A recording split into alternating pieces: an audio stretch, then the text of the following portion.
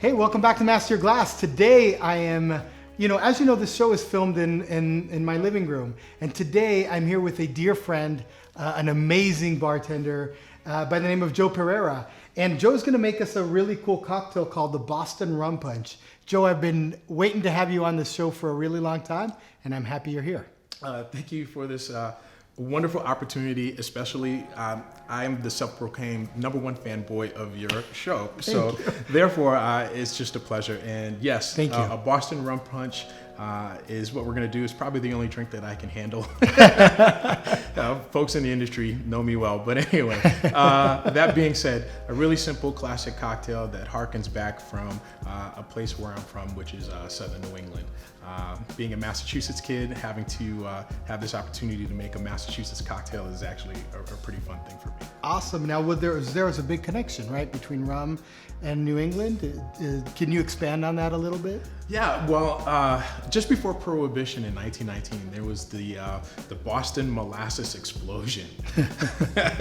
About 20 million gallons of molasses that was being stored in different containers throughout the north side of Boston exploded in winter months of January, and it caused in today's sums of about $100 million of damage.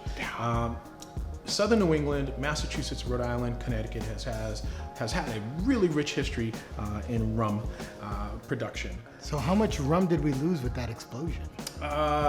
We would say after the distillation of all of the molasses, we probably lost about 2 million liters of rum. That's terrible.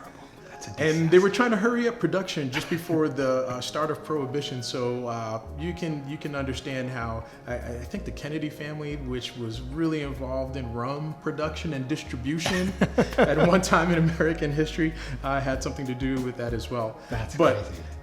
Here we are. Yeah, I'm here to help you. Tell me what I can do. We have Barbancourt, which is a beautiful Haitian rum.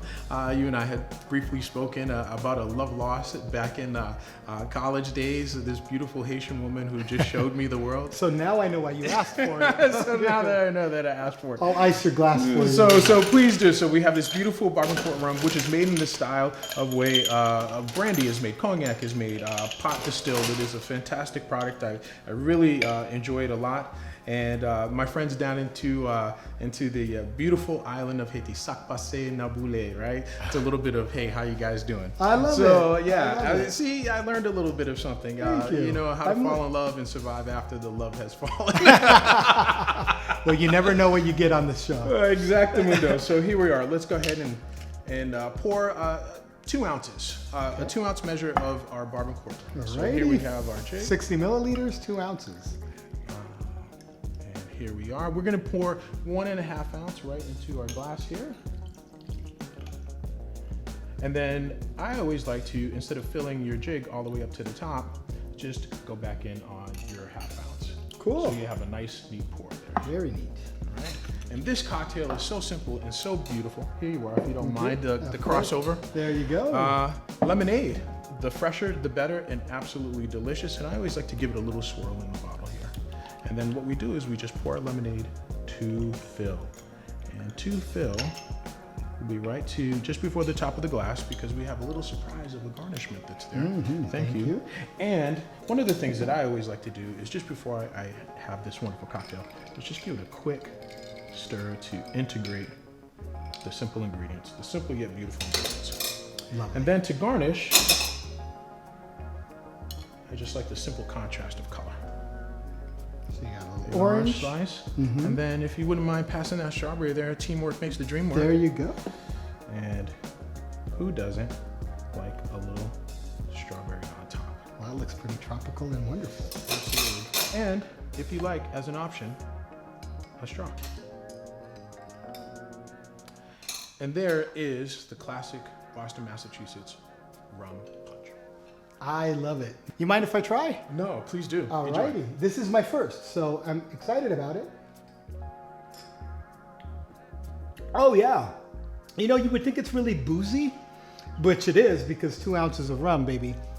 But a lot of the other flavors are coming out, and a lot of it is because of the oiliness and the really nice caramelly, citrusy notes of the rum.